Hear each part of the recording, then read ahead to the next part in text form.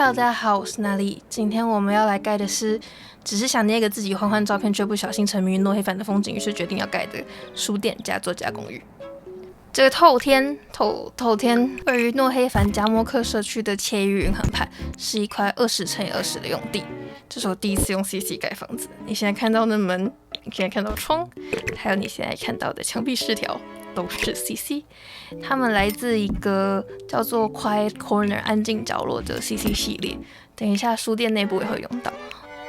基本上我用了3个 CC 系列嘛，除了 Quiet Corner 之外，还有另外2个是比较偏装饰性的，一个是女巫主题的，一个是 Study Blur， 就是你读书相关的桌面摆设，因为它其实没有什么太大的影响，看你要不要下载。它都蛮可爱的，品质也都很好。但是如果你档案空间不够，或是你的电脑可能会跑不动，那你其实不下载也不会有什么影响啦。就是我觉得你要下载这栋房子的话，就是 Quiet Corner 一定要有，其他的其实都可以在这个雏形之上再换。你可以看到我现在在盖书架的部分，它实际上直接叠上去的话，它会穿透到2楼，所以最上面那边我有稍微跳过。我后来想想，其实你也可以不放啦，不过我觉得放的还蛮可爱的 ，so 就 let it be。接下来我们就开始搞一点里面要放的东西。我对这个柜台其实很不满，因为它不是一个真正的桌子。我本来想要让我的 Sims 可以一边顾店一边用电脑，可能写他的小说，毕竟他是一个作家，但没有办法。后来我是又放了另外一个书桌在跟他垂直的那一边，这样就有点像是店主他一边顾柜台，然后他就转过来，他就可以写他的小说。这边我正在试图把我想要用的所有 CC 全部挖出来，因为我不想用超过我本来预设有要用的 CC 包的东西。虽然我还是有超过一点，我多了2个系列，我本来只有预设要用Quiet Corner，但我就是情不自禁。不过我至少没有再继续扩大，所以大家要下载量也还有在可控范围里面啦，我觉得还是可以接受的。然后这边我们开始在放书架上的东西，这种一小本一小本，它就是纯粹的摆饰品，但是那种一叠一叠，它其实也是一个书架，所以有点像是你在书架里面又放了一个书架，那你单独把它放在桌上，它也可以拿书。我真的觉得那种一整叠书很可爱，而且它做了超多种封面的，我有看到像小王子啊、饥饿游戏啊、梵谷啊，我还有看有点像哈利波特，但是是比较古早的版本，所以可能没有很明显。我是一直看到有凤凰，还有2只眼睛，我才觉得那好像是哈利波特。除了可以互动的书之外，我也放了一些不能互动的，像是雕塑啊、花草啊、纸箱啊，就是还有一些堆叠起来的书，就是让整个书架看起来更有那种独立小书店的感觉。因为其实独立小书店它的书架不会像成品或者是博客来一样摆的那么整齐，摆的那么满，它可能会有一些其他东西。然后像我又放了季节性的装饰卡片啊，放了一些小电车，就是放一些装饰性的东西，像是这个小书店店主在他的书架上做了一些陈列，我觉得很有感觉。然后接下来我这边再看他实际人走进去会不会太挤，然后我调整一下位置，因为我想要让书店尽量集中，就是它是一块区域，但我也很怕人实际走进去之后他们会走不过去，或是会太挤之类的。然后这边我尽量把书错开来放啊，这边一点那边一点，然后在剩下空的地方再重新的摆上一些生活杂物，一些小细节，一些会让模拟市民4玩家觉得非常可爱的东西。这边就开始放我刚刚提到的那一张书桌，我试了很多个，试了非常多款，非常多个颜色，我找到一个风格可以跟旁边的 counter 匹配，真的不是很容易。我盖完之后还跑去作者的页面下面留言说，我希望他可以出一个桌子，可以跟他搭配。好，然后桌子上面放的就是购物袋，然后我一直觉得最左边那个女性头像的让我想到沃尔夫，当然我不知道他是不是真的是以沃尔夫为概念去做，但其实你仔细想一想，毕竟沃尔夫是一个蛮伟大的女性作家，她被放在这里其实也算蛮合理的吧。你现在看到在书桌上那些东西就是我刚刚说的 Study Blur 的东西，然后在 counter 上的东西就比较是 Quiet Corner 的东西，除了那2台手机跟计算机之外。然后我是觉得他这边就很像是说他一边收集资料，然后一边做行事规划，然后转过来再去算店里的账单啊，然后去接待顾客啊。这边我们开始盖它后面靠的那一堵墙，到时候墙上面会有店里的 logo， 然后会有木板，就很漂亮。但实际上那个里面是是一间厕所，就算是给来书店的客人可以使用，因为这是一间提供阅读时间的书店，我们是按入场小时计费的。接下来我们直接跳到2楼，为什么直接跳到2楼呢？因为在胡搞瞎搞了好一阵子之后，我最终因为2楼的布局位置，然后又调整了1楼后面阅读区的摆设。那我想说，不如就直接给你们看2楼长什么样子，我们再回去看我重新布置1楼吧。反正前面其实都没什么意义。我那段花了超长时间的，我一直在想说，我为什么这次盖这个房子会花这么久的时间？因为我前面也不是没盖过，就是我试错了几次，然后才终于盖出这个房子，才去录这个影片。我应该要很快，结果我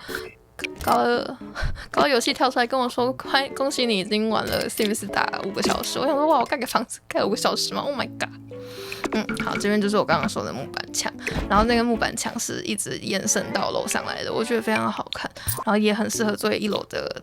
那叫什么柜台后面的墙面。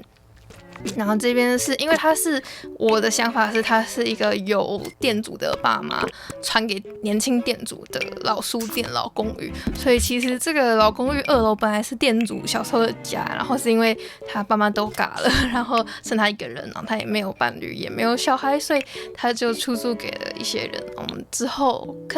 其他影片我会再来介绍这些人是谁。那总之这就是为什么他们每个人的房间壁纸跟地板都是一样的，因为在更以前他们是一个家庭的房子。然后我试着让每个房间的人都有一些自己的个性，当然最大间的在我预设里面就是店主住的，然后最小间的是最年轻的人住的，然后我们还有一个大概40几岁快要50几岁，就是相对于店主爸妈可能小了10几岁，但是人就算是店主爸妈朋友的，然后是算是看着店主长大的那种，就是你知道大家可能多少都会有一些那种介于哥哥姐姐跟叔叔阿姨中间的那种存在嘛，应该可以理解。然后那个红色的房间就是他的，我在他的房间里面还放了十字绣。然后接下来这边这个白色的房间是一个大概30几岁，就是比店主大一点，但是有点像哥哥姐姐，然后但你这样是已经是一个成熟的大人了，然后他的兴趣可能是滑雪，放滑雪板。然后在最小那个他就是比店主可能又小了几岁，就是假设店主是20尾吧，他可能是20出头岁，然后所以他住在一个最小的几乎有点像是储藏室的房间，然后他的房间里面也没有衣柜，就是一个行李箱。他年纪最小，然后他还在探索，甚至连作家这个职业他都还在探索。2楼中间这个区域呢，做的是一个餐厅加餐桌的公共区域的形式，因为这里比较小，所以他们就没有客厅。我觉得他们也不需要，他们就是围着那张餐桌一起吃饭，然后可能年纪最大那个会下厨给他们，因为他喜欢烹饪，然后他们会围着那张桌子，然后用各自的笔电写作，然后讨论一些问题。可能早上在喝汤或者是吃什么东西的时候，看到某个人看起来很累的从房间里走出来，就知道他看了一晚的书，或是打了一晚的小说。那边那个垃圾桶，我是用亚亚推荐的更好的吃前垃圾桶，但其实你也可以用一般的垃圾桶，或是游戏里本身就有的吃前垃圾桶，这个对游戏本身不影响。然后这边我测试过那个桌椅的位置，我也忘记我最后有没有改，反正因为测试的关系，所以可能有一些细节是有改动的。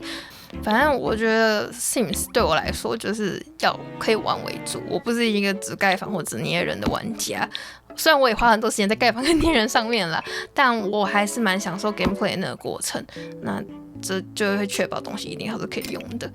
然后我在这边的桌子上又稍微放了一些可爱的